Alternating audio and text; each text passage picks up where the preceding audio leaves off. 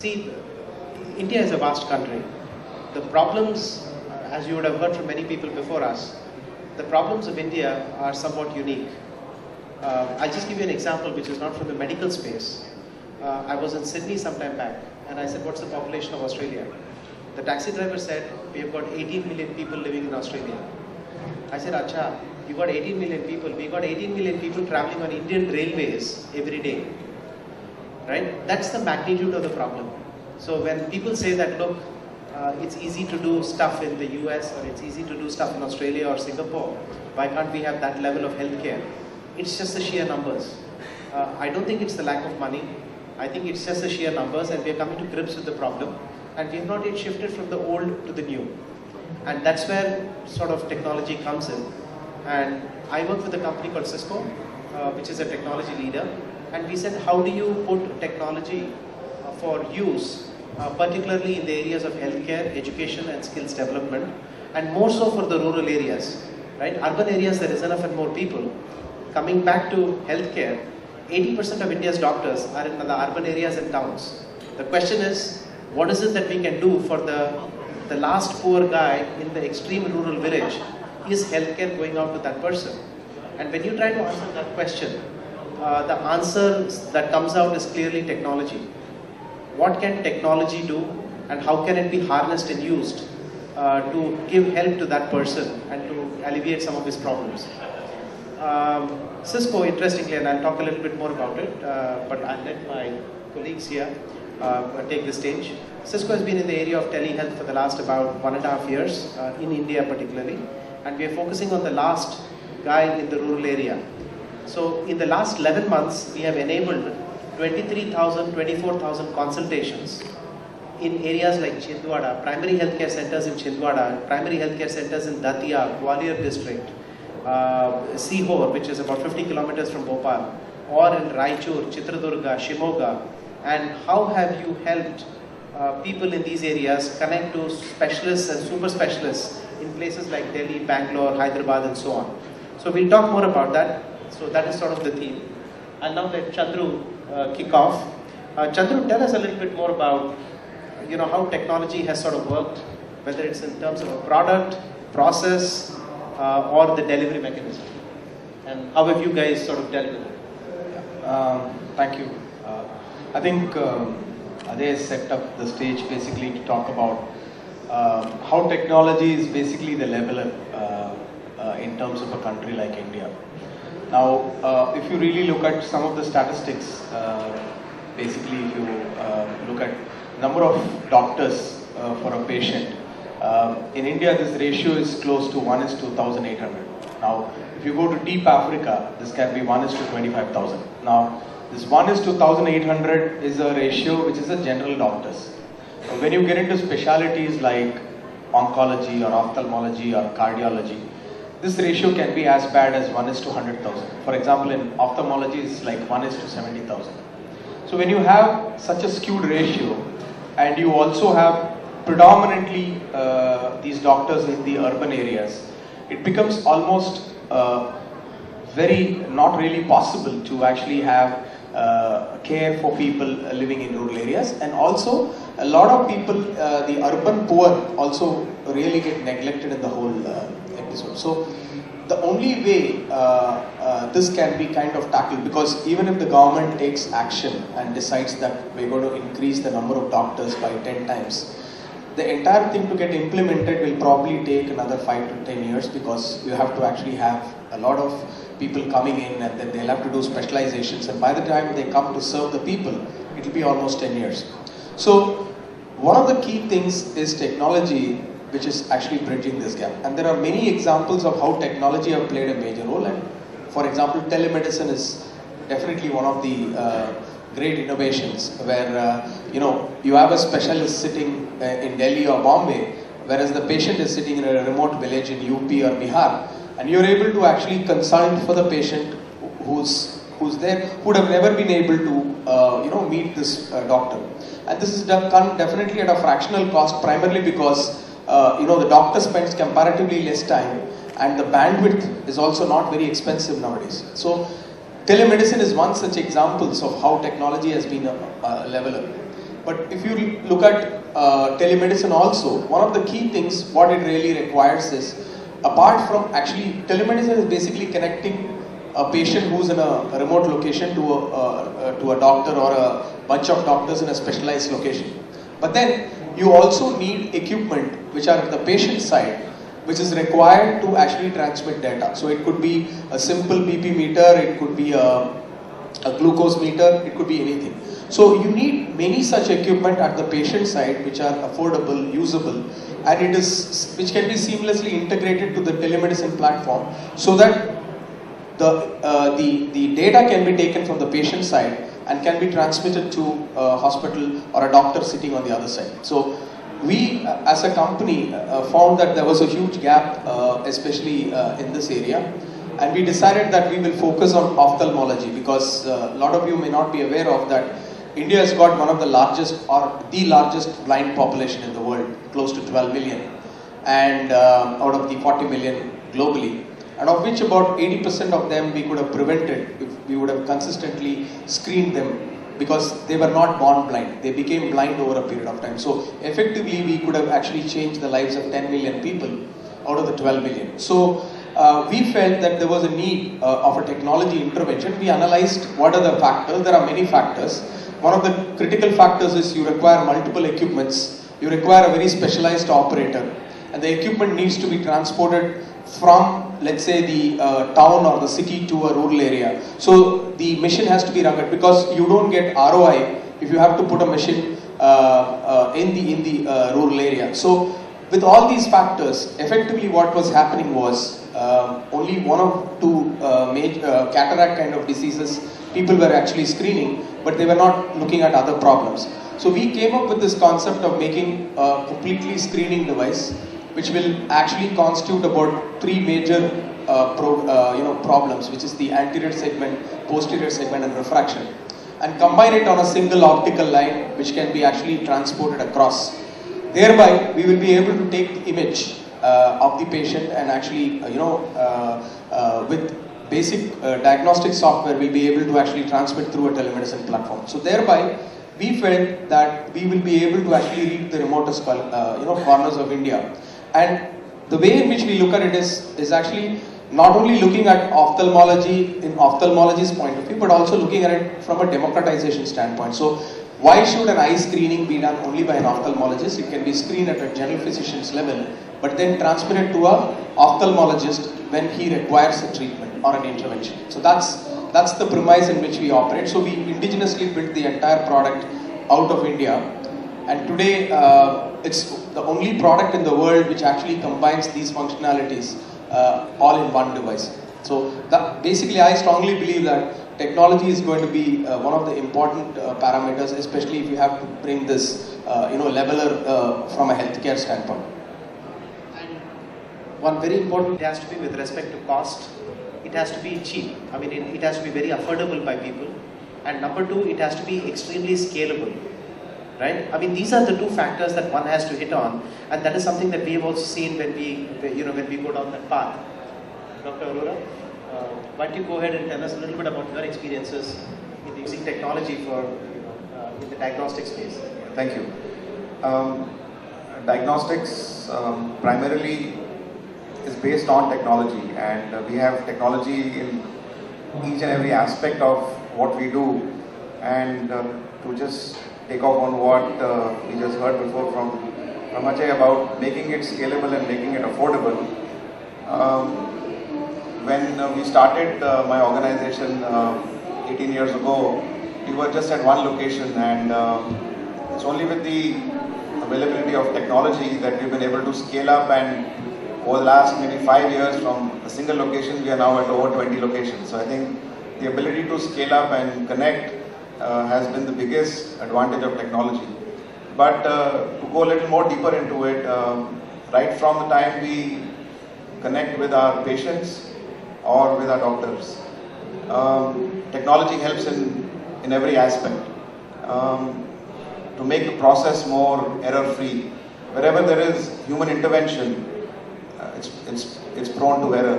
And if you see in a diagnostic laboratory, most of the errors that happen are pre-analytical, that is before the actual testing process takes place.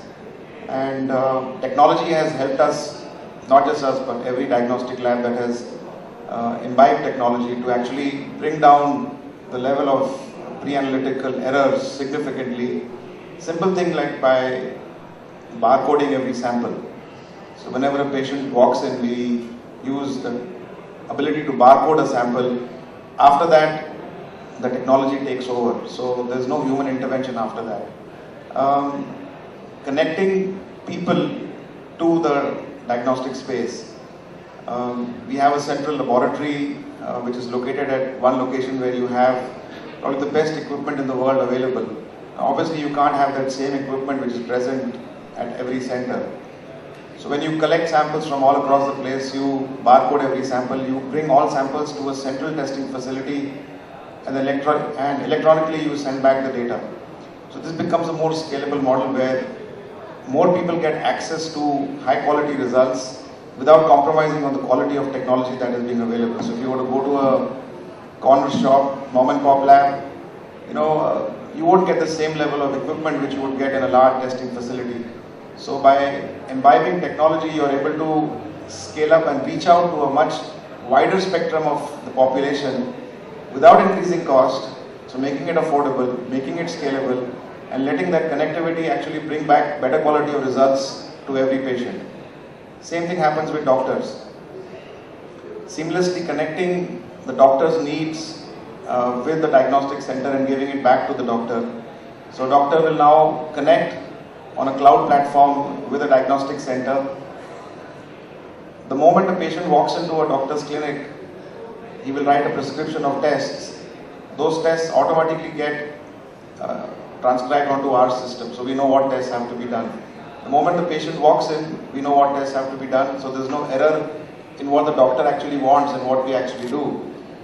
Do the tests, and the moment the tests are ready, the reports are already electronically sent back to the doctor. So there's no need to wait for the patient to come back to pick up the report.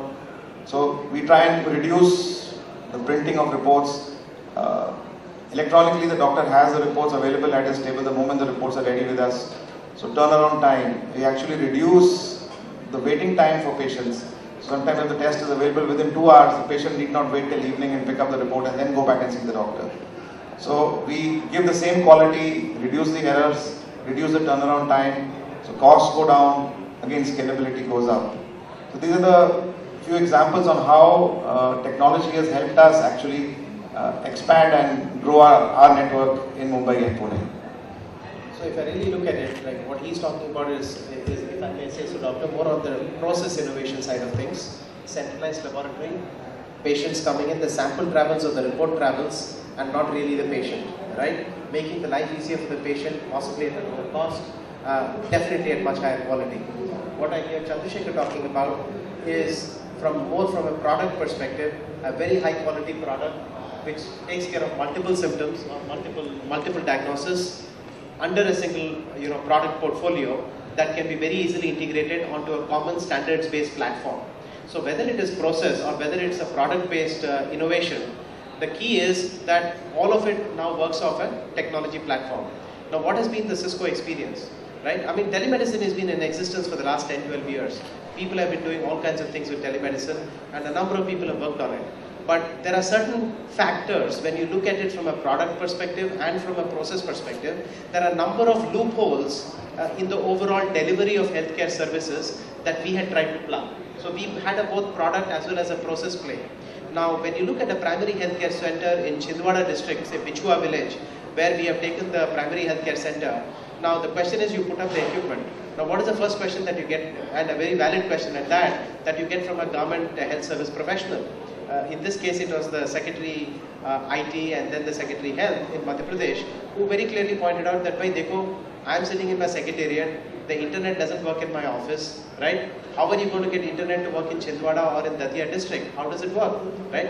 I said the only thing that we can say is, look, we have the core competency of how do networks work, right? Allow us to take care of that. Then let's take care of the healthcare delivery after that, healthcare services delivery after that. So the only thing that we can tell you is please wait for 7 months, let us show you some results. At the end of 7 months, I go back to them and I say, okay, 17,000 consultations have been done, and that was about 3-4 months back. And today, of course, that number is 23,000. So now there is no question in terms of whether technology will work. Bhai, wahan bijli nahi hoti. How will you get something to work when there is no electricity there? You take care of that problem. Okay, we have installed, say for example, solar units, right? You put up a solar unit, you take care of it in that situation. But will a solar unit work as well in Jammu and Kashmir? I don't think so, right? Because the sunlight is not there, so you got to work at a different solution, which comes with its different challenges. So I would encourage everybody to sort of, look at all of these different aspects.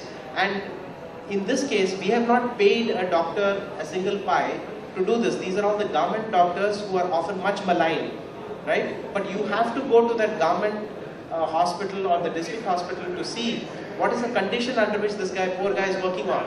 And day in and day out, he is going to get desensitized. So how do you make life easier for that person is where technology comes into play, right? And if the results are anything to go by, I think it's been a very, very encouraging effort. And now what we are expecting is that the governments look at rolling this out further. We look at working with the diagnostic providers, with folks such as Dr. Arora, and with the product people to make sure that the platform is now enhanced. In one stage, you get better care. Right? That is where people need to come in with their thoughts, with their innovations, with their ability to reach out and connect with communities and bring people together. So it's all about, ultimately, it's all about core competency. I'm a technology company, so my core competency is in technology. He's a diagnostics guy, his core competency is in diagnostics, but if you can work off standards, then a standards-based solution with him, with his equipment, can connect to a technology platform, and with the product that he's developing, which is standards-based, can plug into my platform, and we can sort of, create a greater and greater sort of impact of technology. That is pretty much what we wanted to share. Anything? If I can add to that, I think, at least from my perspective, being a doctor, we try and look at too much on the process, and we make technology relevant for the common man. And I think the thought process has to be more looking on the outside, rather than, of course, we have a better process, we have a better product, and we use technology to connect the product and the process. But I think the more we make it relevant for common people is how it's going to actually be imbibed. So I think getting better technology to give better processes or better products has to translate into better value for the customer at the end of the day. And I think finally the perceived improvement in technology is how the customer is going to feel that difference.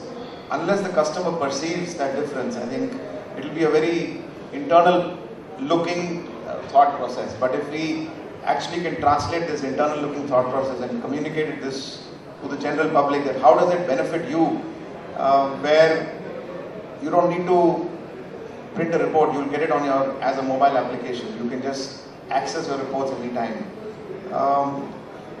Convenience to a customer without compromising on the quality is, I think, what is going to actually make the difference. So unless this technology is perceived by the general public, it will be a very, sort of a narrow-minded approach. We need to just broaden that and make sure that we look at finally what is being delivered to the customer at the end of the day. I think got for our product development from the field. So basically, when we started to wanted to solve a problem of preventing needless blindness or eradicating needless blindness. So when you do that, a lot of thought process come to your mind, and primarily when you are a technology company, you try to make things which is state of the art and which looks completely different from the conventional scheme of things. Now, but then the realistic view when we go to the field is, end of the day, you're doing this because you want that common man actually to take the output coming out of this device serious, and because he is the one who is going to take the next step of going and getting himself treated. It's not that we can drive him. In the sense, we can tell him that he's got a problem, but then end of the day, it is his personal initiative which will help him. All other things can be made free and whatever it is. But the initiative of the individual is required so that he can go and get himself treated. So if that has to happen, the most important thing which struck very realistically was that there is also a perception that rural person whom we are talking about or trying to work for also has got a perception how a medical device will look like. Now, unless whatever you have made is not looking like that, he's not going to take the entire thing seriously. This is a realistic field view which we got. Unless the device looks like a medical device which he's personally seen either in a movie or a poster, or he has seen when he took his mother or father, whatever it is, he's not going to take anything which is, which is good but not looking like a medical device, the output of that very seriously. Even if the, the output what it may give may be extremely good, because what you're really trying to drive is, you're trying to drive him to actually take the output seriously and go get himself treated. So this was something which actually was a very realistic fact. So we had to actually kind of reorient ourselves and try to make a device which will also be portable, but at the same time also look like a medical device which the rural man will trust. So that was a very, so the perception what the doctor was talking about is very important, because end of the day we are doing something, whether it's a process or a product, primarily because we want to reach the end customer and solve his problem. But more importantly, he should feel that when he is going to a hospital or a diagnostic center or visit a doctor, that he's going to solve the problem, and whatever makes him feel comfortable, only then he will take the step. And this is very relevant, especially for preventive care. I agree. Let me give you one anecdotal evidence. The healthcare platform that we had put in, say, Gwalior district, we ran a course for prenatal counseling, right? It is actually diagnostic equipment, but it's still a screen, it's a video-based screen, it's a live two-way interaction between a doctor and a patient. So we said we'll do some prenatal counseling because, there's a lot of interest in bringing down MMR. So when we initially started that course, about 30-35 pregnant women in one room with a gynecologist, Hindi-speaking gynecologist based out of Bangalore, she started that session. And we found that, okay, you're not getting the response, the required levels of enthusiasm or response from the other end. Then we realized what it was. It was something so simple as the ladies could see other men present on the other side. Okay, we got all the men out of the room, right? And then the dialogue started. Then the sort of the interaction between the ladies and the doctor started, and it went on for 1.5 hours. Okay, now you would believe that these ladies from a remote rural area, would sort of be diffident in sort of coming out. But at the end of the session, 2 of the ladies got up and then they said, Dr. Sahiba, and it's in Hindi, I'll translate it in English. They said, Dr. Madam, we like the interaction. We are going to be coming back here next month. Will you be back here next month to carry this journey forward? Okay, now it is not a request. I would say it is bordering on a demand. Okay, that is what medical services and technology can come together. So we have to just get out of, I'll just try to tie something that he said. A medical product has to look like a medical product, otherwise you will not take him seriously. Okay, I will not name the sort of the financial institutions, but when you go to one financial institution where the guy looks and acts like a banker, you feel more confident of your money.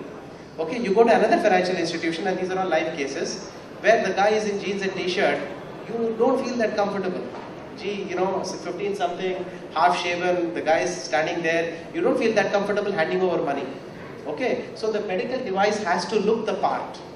Right? It has to look the part and has to act the part, and more importantly, it has to be of relevance. Right?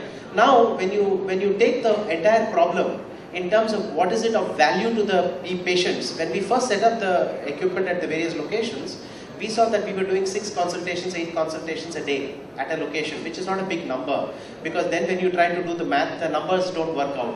We said, what is it that you can do? You now need to start working with the ecosystem where the word of mouth goes around. In the villages, it's very, very important that the word of mouth is strong.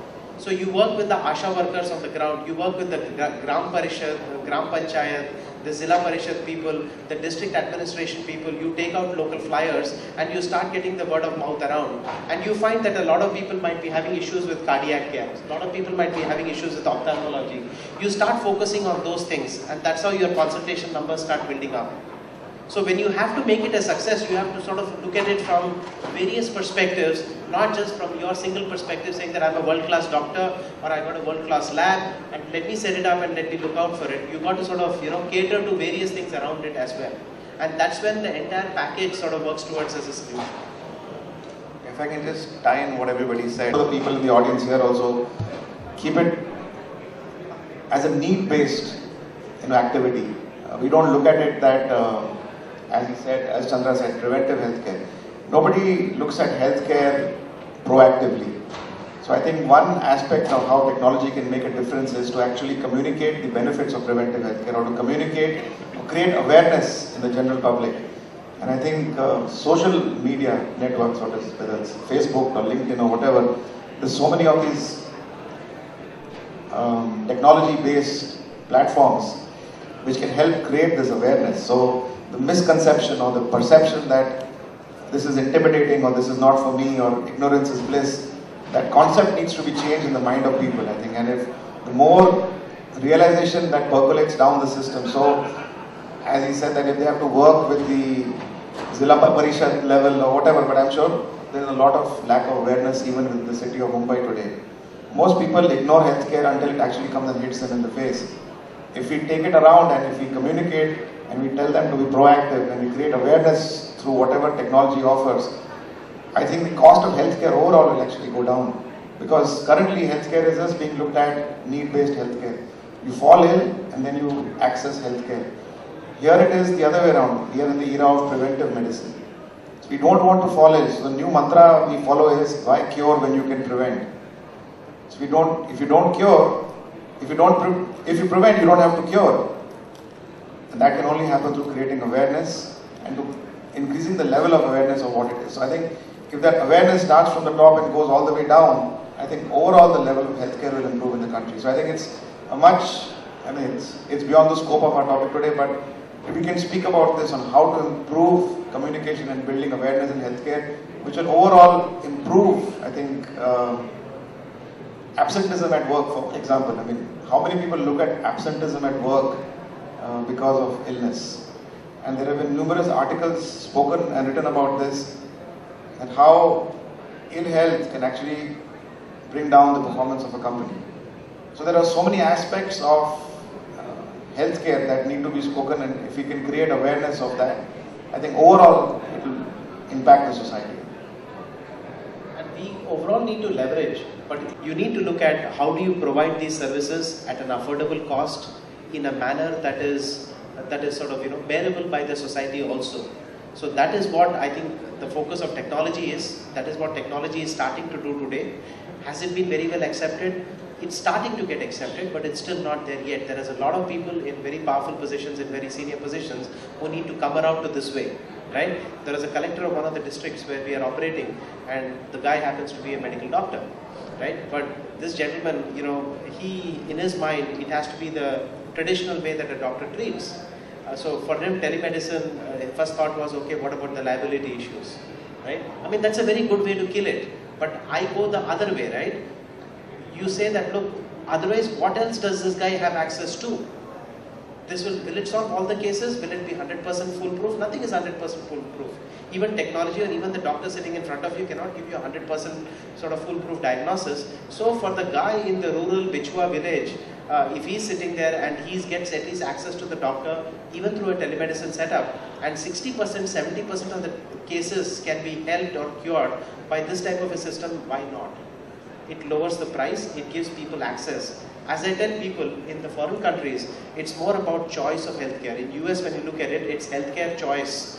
That's what telemedicine provides. In India, it's healthcare access that telemedicine provides, right? So you have to look at it from that perspective.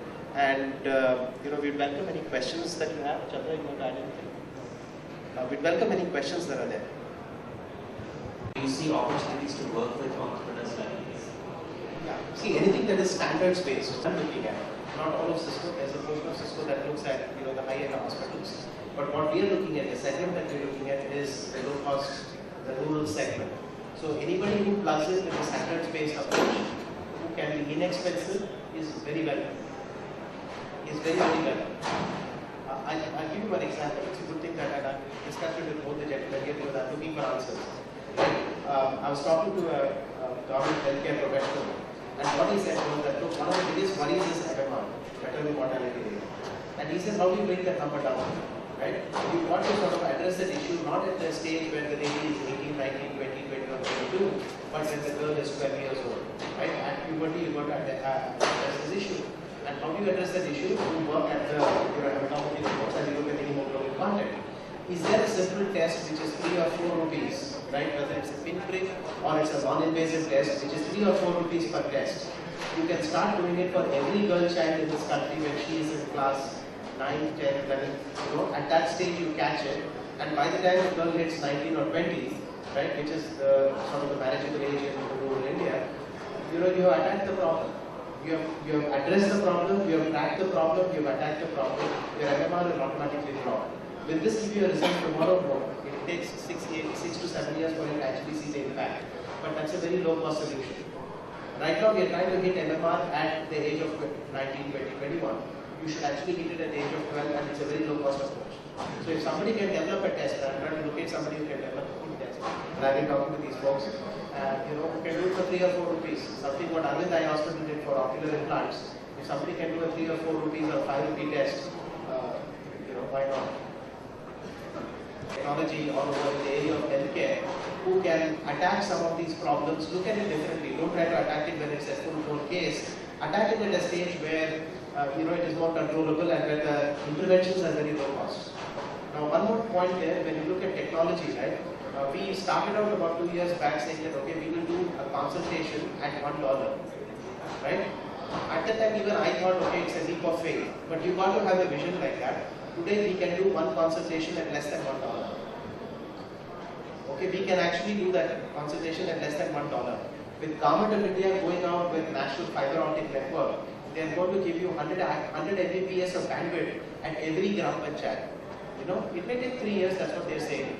Even if it takes 5 or 6, it's okay, right? In 3 years, they'll go around to 4,000, 5,000 villages. Very good. Let's also be there with them at those 4,000, 5,000 villages, or even 500 villages, or even 1,000 villages. Let's go there, let's follow them, and as they progress, let's follow the bandwidth. Right? I mean, these are different approaches. We need to sort of leverage all of these things and plug into that. And hopefully 4G or something comes along, right? You can plug into 4G. See, we have been hearing about telemedicine since almost a decade now. People who are there in the healthcare industry.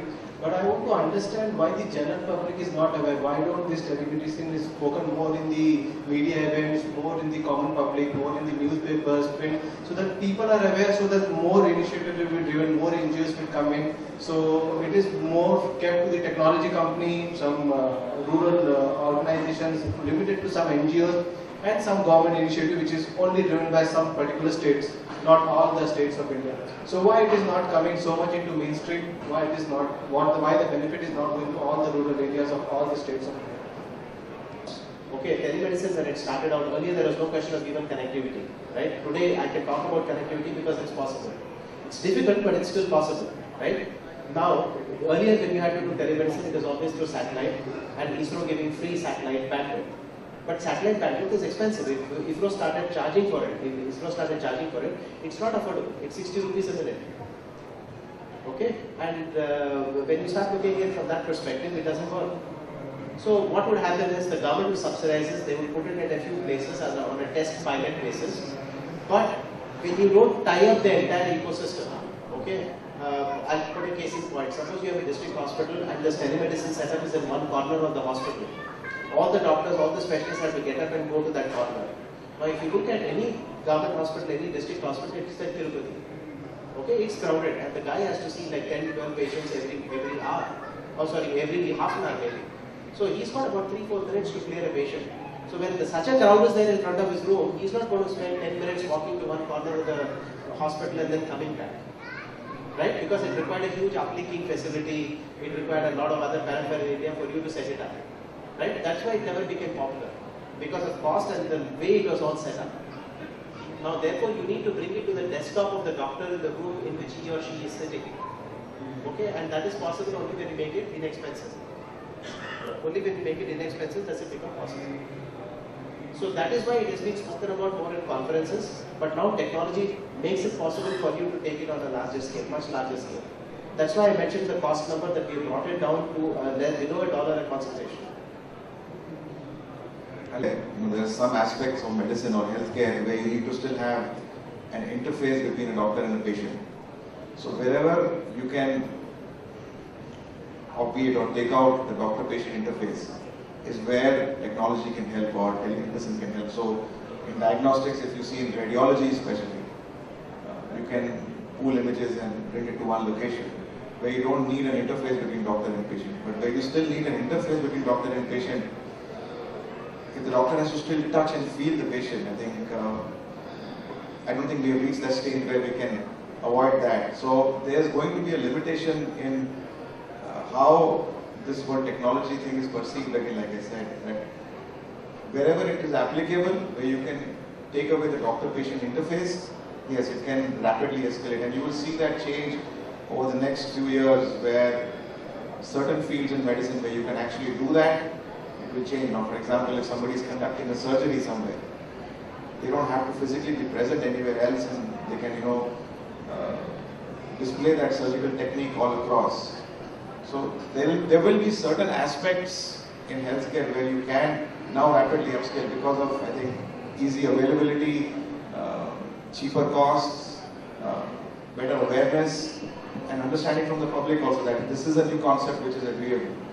But wherever you have a doctor-patient interface, I think those limitations will still be there, according to me. I think just one successful in a peer-to-peer kind of a scenario. So there has been Apollos who have done it successfully, Aravind Eye Hospital done successfully. There are a lot of people who have done it at so between their hub and spoke, they have done it fairly successfully.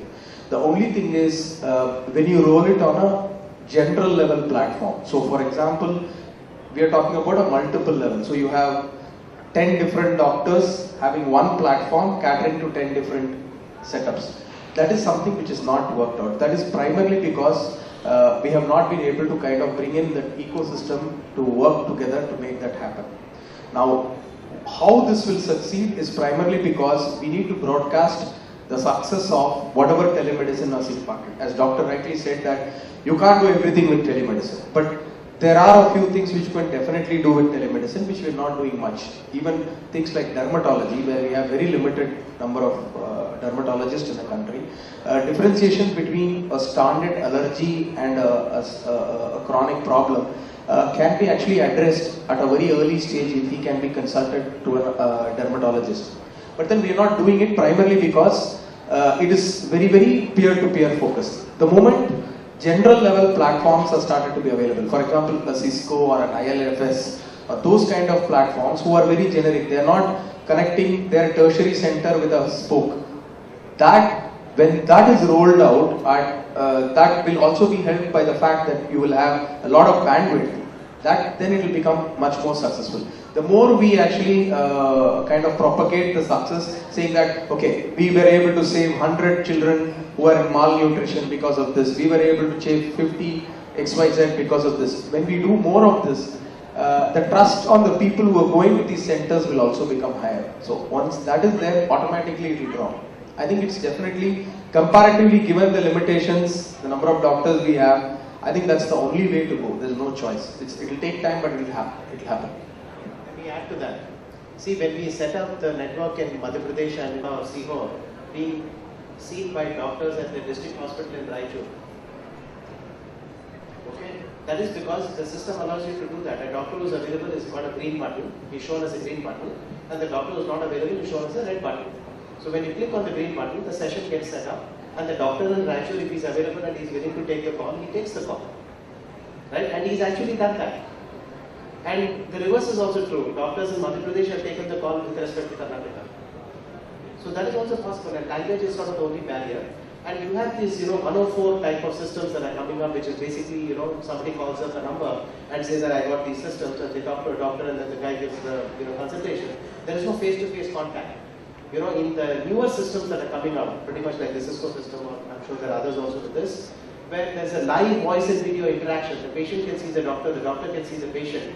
That is where popularity will get. Because ultimately you are depending upon that trying to prescribe something to you, which is going to impact your health. So that level of confidence needs to come up. A very famous doctor in Bangalore, a cardiac surgeon, what he said is that, look, I really don't need to see the patient. I have all the reports in front of me. I know what I'm going to do with this person. Right? But the patient will get an empathy level or feels that he has been seen by me only when I sit for at least 5 minutes or 10 minutes with that patient. That empathy level will get built up. I'm not going to get anything by putting the stethoscope on his chest, but it is just to build that empathy level. Right? That, as doctor said, In certain cases this is true, in certain cases the doctor actually needs to palpitate to figure out what's right or what's wrong or what treatment is required. So that's why, the systems are also catching up. The trust level has to get built up, and very important, what we have seen in the rural parts is the word of mouth is very, very key. That people feel, yes, they went there, they saw the doctor cured, and that follows up with better diagnosis, better word of mouth. Please. Yeah. Telemedicine, because there might be a blame game that might get started that it is because of telemedicine this happened, or the doctor in the rural area may blame something, and who owns the actual responsibility? See, this is a practicing doctor. No difference between the doctor giving the consultation face to face. The only difference is that he's actually touched the patient and felt and seen the patient. If in our cases, for example, we don't say that the system solves 100% of the problem, it solves, I would say, 70% of the cases. 30% of the cases, the patient would still need to physically go see a doctor in the village or come to the district and see the district hospital doctor. So then the doctor prescribes and he touches a button and the prescription prints out at the far end. So the relationship is purely between the doctor and the patient. And if the doctor feels uncomfortable doing that, then you should say that, look, right now this is what it is, but please come and see me. So, that is one of the answer. I mean, and you can't keep on hedging it, right? And of course, yes, the government does need to take out a law, giving appropriate coverage given the situation that is there. You have to define your limitations. Yeah. If you're doing something and you have defined limitations, within those defined limitations, I guess you are responsible. But if you don't define limitations, then there is no end to it. So as long as you can define the limitations of what technology is going to be able to do, that's fine. And this has been going on 10, 12 years, right? How many cases have we actually seen of medical legal cases in which telemedicine has actually been thrown up? I don't think so, right? And forgive me for saying this, right? There is a situation that is there in India which we need to address, right? It is like, I'll give you a completely different example. In teaching, we all are in urban areas, so we look at something called as a parent-to-teacher ratio. Okay, people define that the number is 1 teacher to 14 students, 1 teacher to 22 students, right? But at the same time, we are overlooking the fact that in some of the very famous schools in Bombay, I used to live in Delhi, so I know in Delhi, some very, very famous schools, the ratio is 1:45. But they say, yeah, this is a very good school. People will not talk about parent-to-teacher ratio there, right? But in a rural school, the student-to-teacher ratio might be 1:20, 1:25. But the fact of the matter is there is no student there, there is no teacher there. The teacher who's a maths teacher is teaching English and social sciences. The teacher who's supposed to be in maths is teaching something else. The same teacher is teaching multiple subjects at multiple grades. So where is the question of a student-to-teacher ratio, and what is the option that the student has if he doesn't have this tele-teacher? Okay, we do a lot of rural education as well. So we have expert teachers from towns teaching in rural areas. It's been going on for the last 20-22 months. What is the option? Same story here in telemedicine as well. What is the option? Otherwise, the poor guy, 80-90% of the rural debt is because of healthcare costs.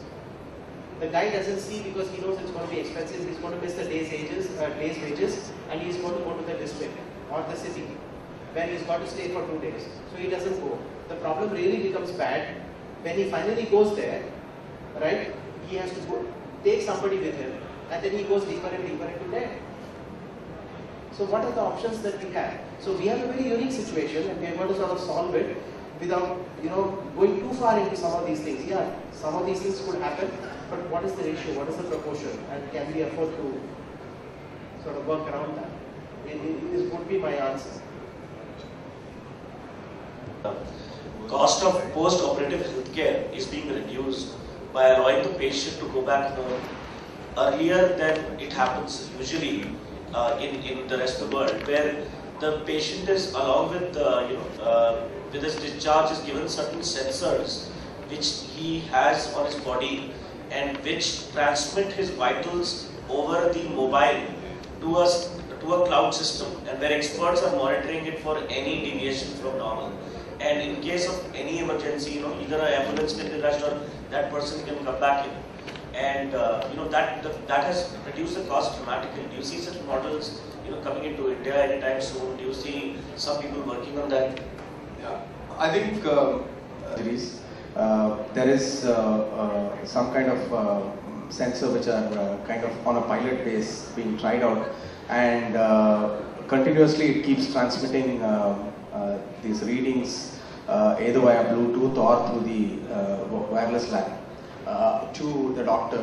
And then when there is, and it automatically generates when things are not continuously in control. So if you set off, let's say 150 or 100 as a cutoff, when it kind of goes over it 3 or 4 times, it automatically sends emergency signal to the hospital, and then the hospital comes. I think the pilots have been reasonably successful. I think the business models around that will have to be built, because what will happen is this basically has to be rented out, these equipment, because the patient need not own it for a long time. So they need to be rented out for, let's say, 15 days, 1 month, depending upon the problem. And then he comes and returns it back when he's done. So that kind of model needs to kind of build up. But I think from a technology standpoint, most of the stuff are available. We need to kind of make it work and get the business model going for them. Foundation on behalf of all our speakers, let's photograph our pieces.